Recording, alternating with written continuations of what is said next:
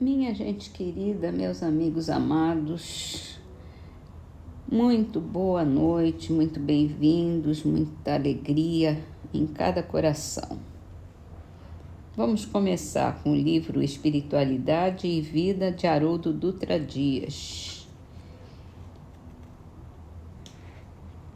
A memória reencarnatória é seletiva. Você só se lembra daquilo que te emocionou profundamente.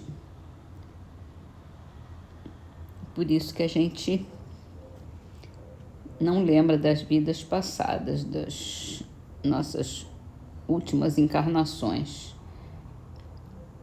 mas tem uma sensação das emoções, dos sentimentos, quando a gente vê alguém muito que gosta assim, gratuitamente, de primeira, ou ao contrário, quando olha e já não gosta só de ver, é porque tem alguma coisa de vidas passadas, mas não necessariamente com aquela pessoa, talvez com o jeito da pessoa, com o olhar da pessoa. Pode ser aquela pessoa? Pode ser uma pessoa,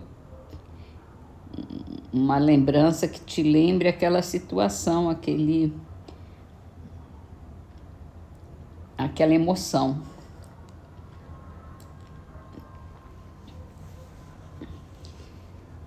Mas com certeza, na família, no núcleo familiar, nós todos temos dívidas reencarnatórias e a gente está aqui para aprender a se dar bem com todo mundo, a amar a todos. Então vamos para o Livro dos Espíritos. E agora, nesse item sobre deficiências e desequilíbrios, ele vai falar da loucura mesmo. E Kardec pergunta: qual é a situação do espírito na loucura ou no desequilíbrio mental, em linguagem mais moderna, né? O espírito, quando em liberdade, recebe diretamente suas impressões e exerce diretamente sua ação sobre a matéria. Quando encarnado, porém, ele fica em condições muito diferentes, na contingência de só agir com auxílio de órgãos especiais. Altere-se uma parte ou conjunto de tais órgãos, e eis que se lhe interrompem no que dependem destes sua ação ou suas impressões. Se ele perde os olhos, fica cego. Se o ouvido, torna-se surdo. Imagine agora que seja o órgão que preside as manifestações da inteligência, que seja atacado ou modificado parcial ou inteiramente. E é fácil de compreender que só o espírito, tendo a seu serviço órgãos incompletos ou alterados, resultará numa perturbação que ele por si mesmo e no seu foro íntimo tem perfeita consciência, mas cujo curso não lhe está nas mãos deter. E aí pergunta Kardec complementarmente: Então, o desequilibrado é sempre o corpo e não o espírito? Exatamente. Mas convém não perder de vista que, assim como o espírito atua sobre a matéria também reage sobre o espírito, dentro de certos limites, e que pode acontecer do espírito se impressionar temporariamente com a alteração dos órgãos pelos quais se manifesta e recebe as impressões. Pode até mesmo suceder que, com a continuação durante longo tempo, a loucura, a repetição dos mesmos atos, acabe por exercer sobre o espírito uma influência de que ele não se libertará senão depois de se haver libertado de toda a impressão material. Aí ele está falando da desencarnação, né? E é o que a gente vê acontecer atualmente, né, nos casos de Alzheimer, em que há uma deterioração cerebral e começa a haver perda de lembrança, perda de memória, alteração de comportamento, porque é o corpo que está impedindo o espírito de se manifestar completamente, inteiramente. Então tudo começa no espírito e todo impedimento é devido a alguma alteração orgânica do corpo. E aí vamos para o livro O Evangelho segundo o Espiritismo, que a gente vai ler uma mensagem de Simeão, transmitida em Bordeaux em 1863, falando sobre muitos os chamados, poucos os escolhidos, que é o capítulo, e o título da mensagem é: Pelas suas obras é que se reconhece o cristão. Nem todos os que me dizem Senhor, Senhor, entrarão no reino dos céus, mas somente aqueles que fazem a vontade de meu Pai que está nos céus. Escutem essa palavra do Mestre, todos que repelem a doutrina espírita como obra do demônio. Abram os ouvidos, que é chegado o momento de ouvir. Será bastante trazer a libré do Senhor para ser-se fiel servidor seu? Basta dizer sou cristão para que alguém seja um seguidor do Cristo? Procurem os verdadeiros cristãos e os reconhecerão pelas suas obras.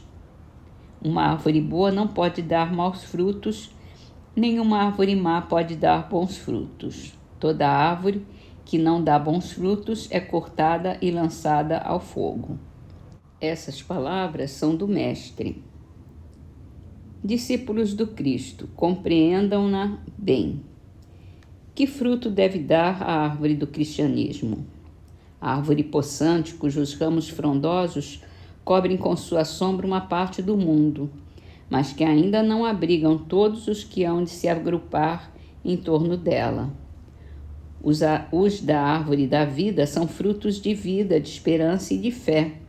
O cristianismo, como fizeram há muitos séculos, continua a pregar essas virtudes divinas. Esforça-se por espalhar seus frutos, mas quão poucos os colhem.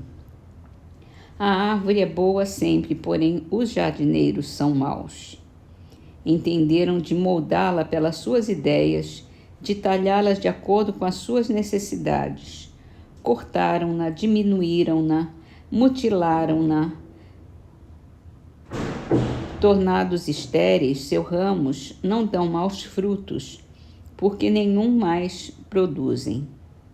O viajor sedento que se detém sob seus galhos à procura do fruto da esperança, capaz de lhe restabelecer a força e a coragem, somente vê uma ramaria árida, prenunciando tempestade.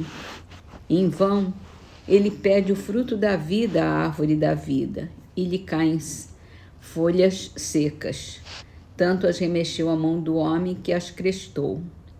Abram, pois, os ouvidos e os corações, meus bem-amados. Cultivem essa árvore da vida, cujos frutos dão a vida eterna.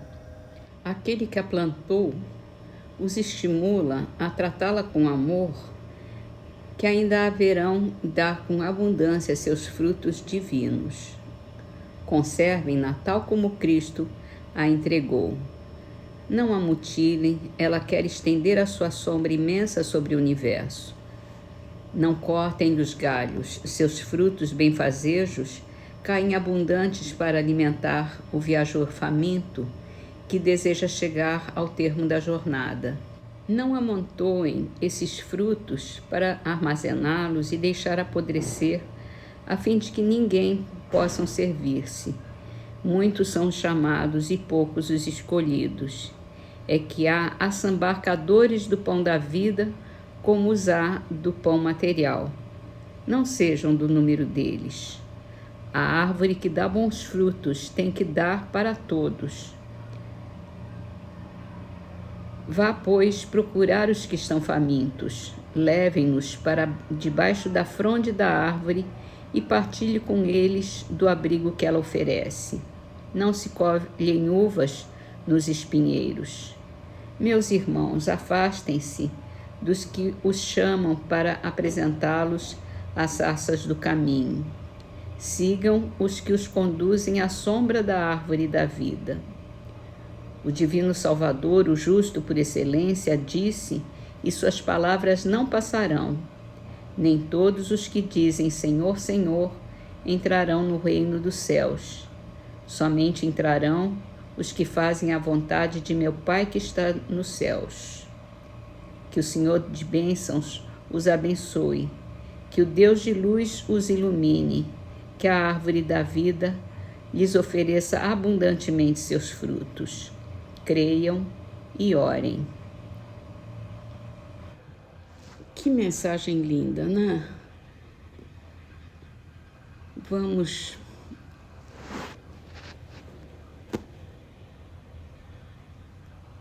ter consciência para que sejamos realmente cristãos, para seguir realmente as lições de Jesus,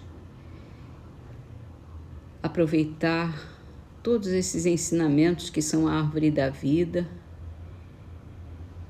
e fazer brotar e colher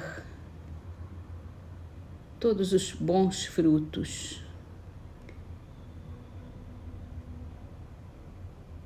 com a nossa caridade, com o nosso amor,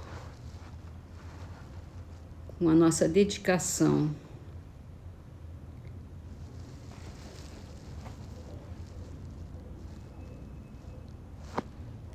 Que todos sejam iluminados e abençoados, né?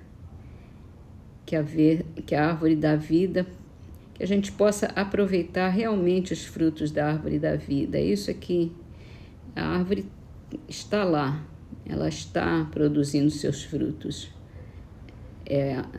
Nós é que precisamos saber colhê-los. Então vamos para o livro Orvalho de Luz, para terminar a nossa leitura com uma trovinha de Teotrônio Freire, com o título Vaso de Trovas. A verdade só por si a nenhum louro concorre, se não renova a esperança naqueles a quem socorre.